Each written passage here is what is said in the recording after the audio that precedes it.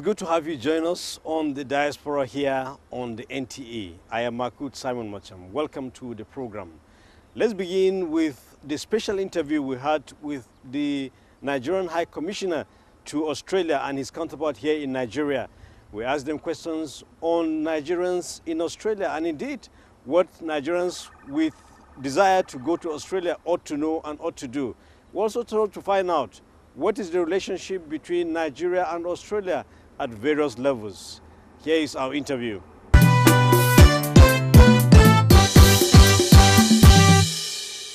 So let me begin with Ambassador Kazori. You're in Australia representing Nigeria. What kind of country is Australia? I'm opportune to serve in so many countries before Australia.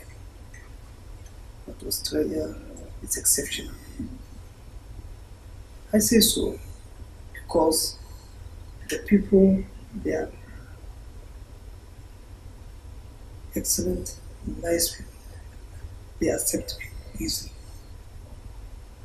I serve in a country where it will take a lot of time before you convince somebody to accept you. As Australia, they are free people. They accept foreigners. That is why they design it as a multicultural society.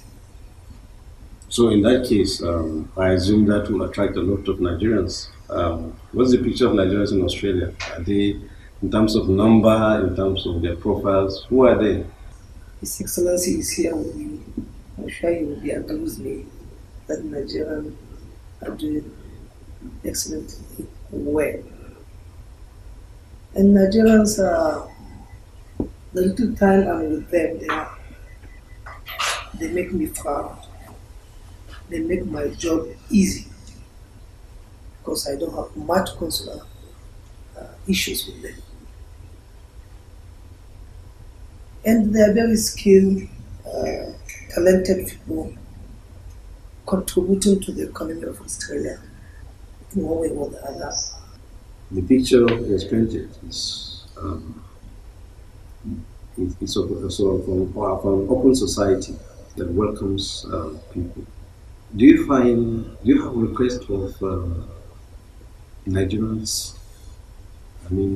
trying to go to Australia, maybe to migrate or to go there for visits or something? What's the picture of the kind of traffic you have here at the mission in Nigeria?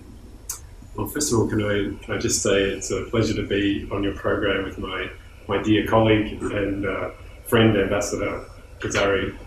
It's great that the two of us are able to get together to talk about the relationship between our country. As regards Nigerians in Australia, we've talked about the Nigerian Diaspora presently living there, and His Excellency is absolutely right. They are a very, very valuable and important part of our multicultural community and make very, very solid contributions around our country. But I wanted to also give your viewers a little bit of context overall to Australia and our social makeup, if you like. So we're a country of about 24 million people, which is roughly about the size of Lagos, really, but in a very big landmass, so almost 8 million square kilometres. So we have a whole continent to ourselves. So big continent and relatively small population. But among that 24 million people, over a quarter of Australians were born overseas, and about half of Australians were either born overseas or who have at least one parent who were born overseas. So we are a country of immigrants, and since the end of World War II, we've had over 7 million people migrating to Australia. So our story is a story of building a nation from people from all the lands on earth, including Nigeria. So we're very proud of our achievements in that area to build a cohesive and peaceful and prosperous society which is made up of people of every religion, every culture, every language, every cuisine that you could care to name. That's been our national story. It's always a work in progress, and we don't get everything right all the time, but it's something that we try to aspire to build upon the strengths that people bring, including Nigerians. And I know the Nigerian communities in Australia, and they are terrific. And every time I visit Australia, I make sure I get in touch with them. And obviously now, having been in this country for almost 3 years, I have a special bond with Nigerians living in Australia as an Australian living in Nigeria now for that length of time. So yes, we are opening and welcoming country. This year we've welcomed a record number of visitors to Australia. I think about 9 million. So what should a Nigerian who comes to seek for a visa here, let's say, what should they know about Australia? It's a simple process for applying for visas. It's all done online, and I just advise people always to check out the requirements, to put their application in early, and to submit all the documents. And people who meet the criteria will get a visa. There's no problems in that department. Migration is another matter altogether, and I would recommend people do their research about that. And it's typically tied to employment and other professional requirements in that process. Okay, well, Ambassador Kazale, we were talking earlier about Nigerians in Australia. So once you get to Australia, you look for Nigerians. Where do you find them? Are they in some form of community? Are there places where they are attracted to? Are there professions they are easily found in? What are they doing? Yes, Nigerian in Australia, you can say they are scattered. You can find them anywhere in the country.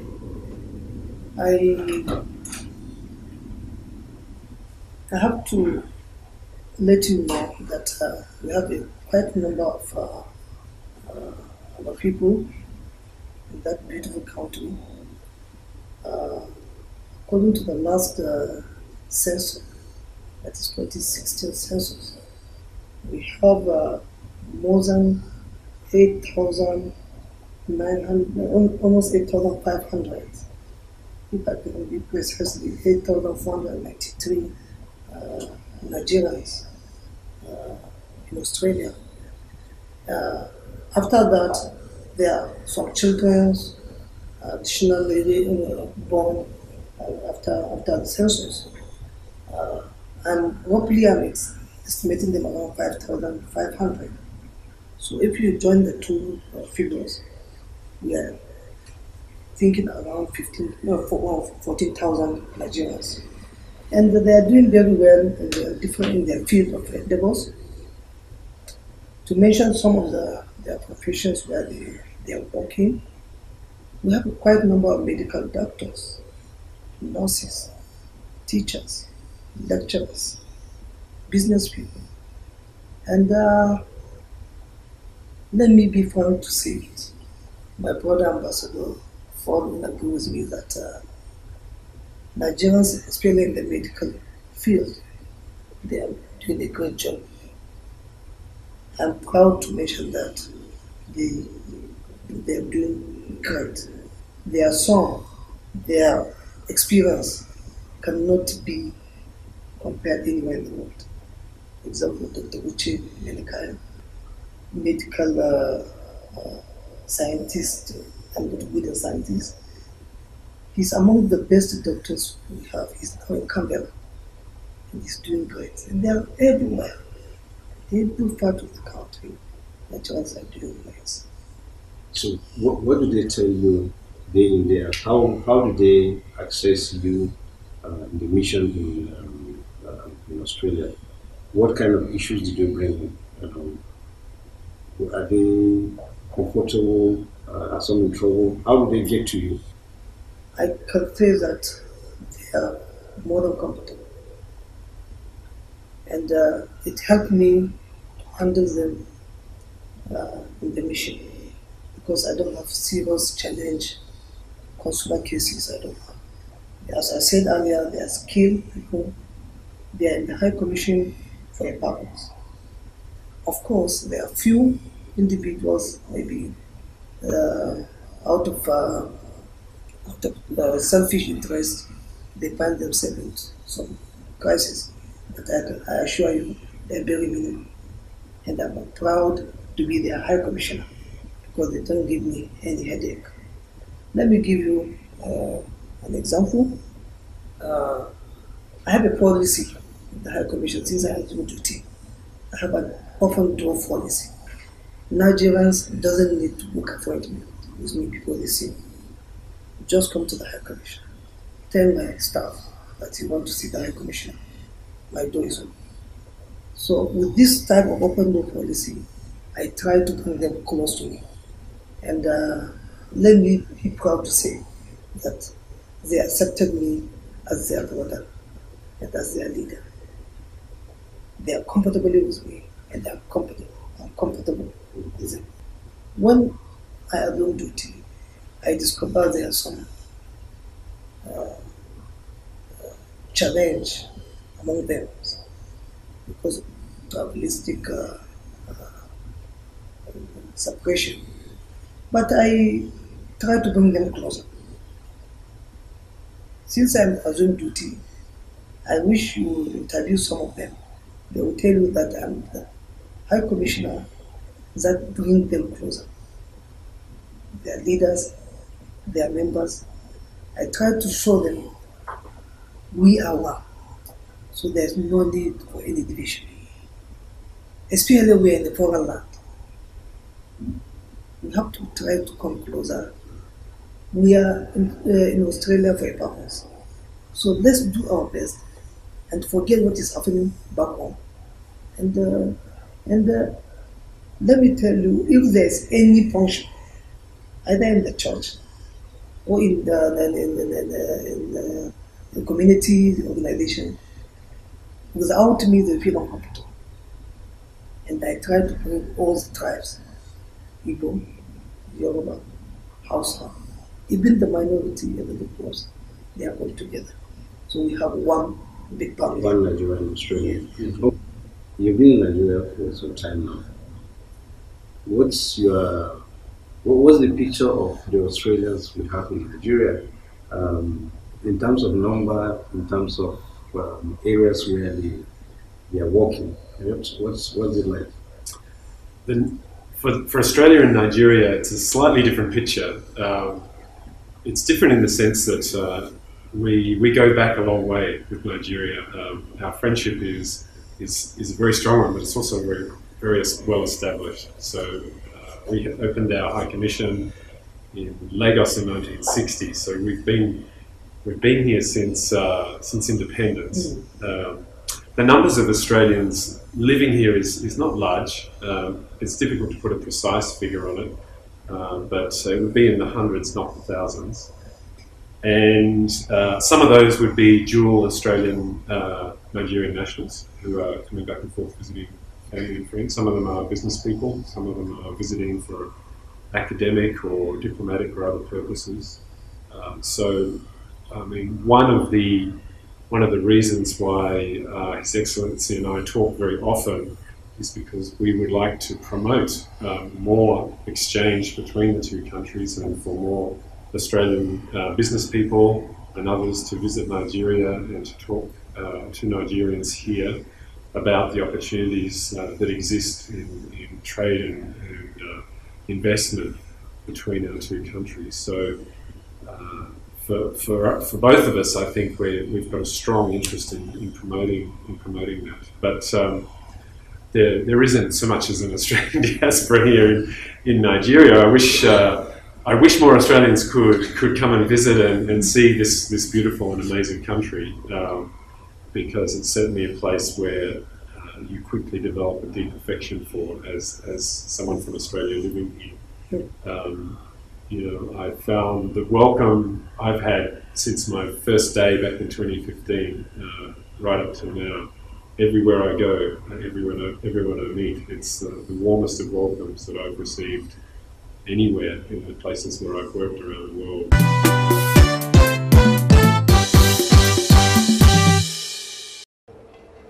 Now, we also asked the two high commissioners the relations between Nigeria and Australia and what the interests are for citizens of both countries. Here is what they had to say.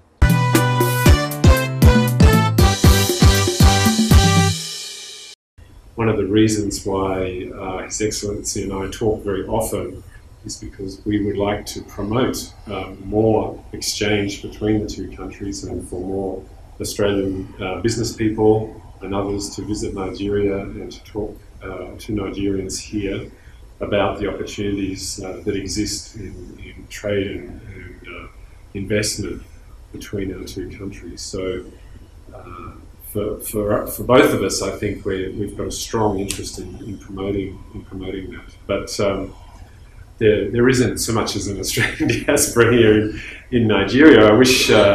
I wish more Australians could come and visit and see this beautiful and amazing country, because it's certainly a place where you quickly develop a deep affection for as someone from Australia living here. I found the welcome I've had since my first day back in 2015, right up till now. Everywhere I go, everyone I meet, it's the warmest of welcomes that I've received anywhere in the places where I've worked around the world. So, it would be my fervent hope that over time more visitors from Australia could come and experience that for themselves personally. I think it's probably fair to say that Australians don't know a lot about Nigeria, and that's a bit of a job for me and His Excellency to tell the story in a bit more detail, because there are so many things in common between our countries, so many areas where cooperation makes sense and would be natural. But it's also about the interaction between the two countries that can help build our societies both in Australia and Nigeria. So we would like to be able to continue to make a contribution to that here, whether it be through business links, academia, in those areas of development assistance that I mentioned. So I think, and I'm sure His Excellency, my brother, will agree with me that there's so much more to come. We're really at the beginning, in some ways, of a very exciting story, but a story which is built on very, very solid foundations, going way back. Which brings me to the issue of the relations right now. Describe, because it fluctuates, or can fluctuate greatly from one year to the next, depending sometimes on import requirements for crude oil and other products, petroleum products. From the Australian side and from the Nigerian side, demand for things like wheat and other raw materials. So it goes up and down. I think the last year was about 350 million Australian dollars in trade. So what have you been doing in Australia, trying to take advantage of areas they have made success and try to see that they're coming? Investors and even Nigerians that are there bringing their skill back home, where it's quite needed, right? Immediately I assumed duty as a High Commissioner in Nigeria, in Australia. I move around and I met important people relevant institutions. So I discovered that there's a lot to learn from Australia, especially in the mining and agriculture. So I swung into action with my team and the Commission, courtesy of His Excellency Ambassador Ford and his ministry, Department of Foreign Affairs and Trade. I met them. I said, I'm thinking of organizing what I call Nigerian World Show 2018. And they give me a support. And that is what we are working. And I'm looking at that road show to support what the federal government of Nigeria and President Muhammadu Buhari who is willing, determined to diversify Nigerian economy, as you say, from oil to non-oil sectors. And some of the areas identified by the government of Nigeria is mining and agriculture. That is why the High Commission decided to organize this roadshow, and it is on the way. In fact, we are in the implementation stage because we work hand in hand with Minister of Mines and Steel Development, NIPC, NACIMA, and of course with the High Commission in Canberra. So we are working almost every day. In fact, we are now in the process of applying for visas because all the arrangements are already in a good shape. And we have quite a number of interested participants, both from the government side, state government, federal government, and the private, organized private sectors.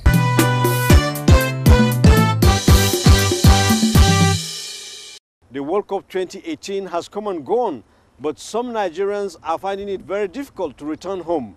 Now, my colleague Ayodeji Makinde met some of them in Russia, and he asked them what the matter is. Here is the report.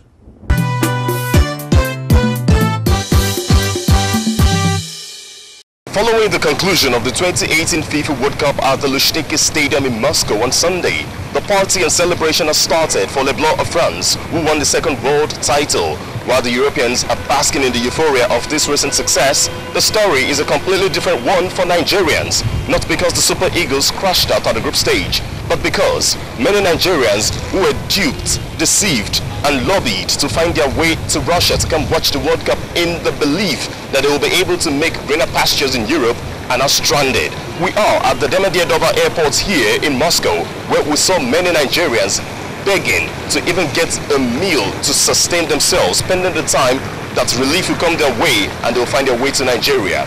So many people, Nigerian citizens, have been killed in Belarus at the border trying to cross to Poland, Germany. Me, I was involved.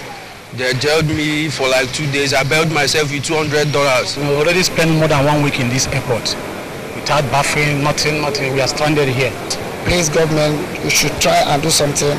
We are stranded, and many of us never eat over 3 days, 4 days because of the lack of money.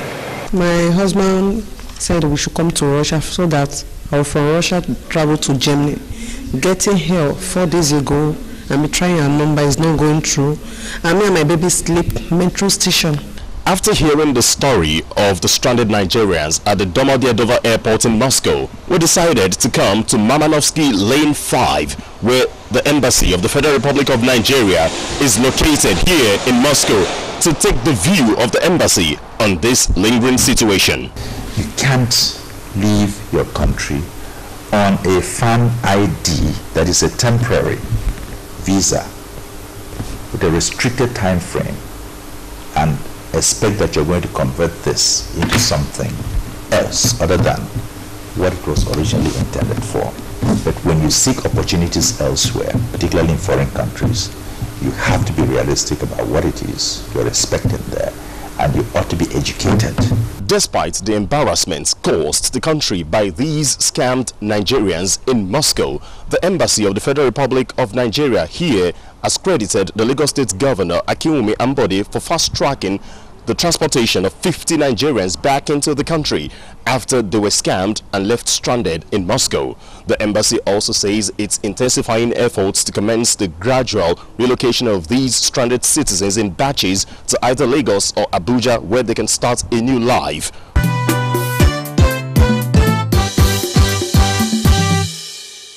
And that's the size of our package this week on the Diaspora. Thank you very much for sharing your time with us, and we invite you to join us next time for another edition. On behalf of everyone who has made this program a success, I am Makut Simon Macham saying bye for now and join us again.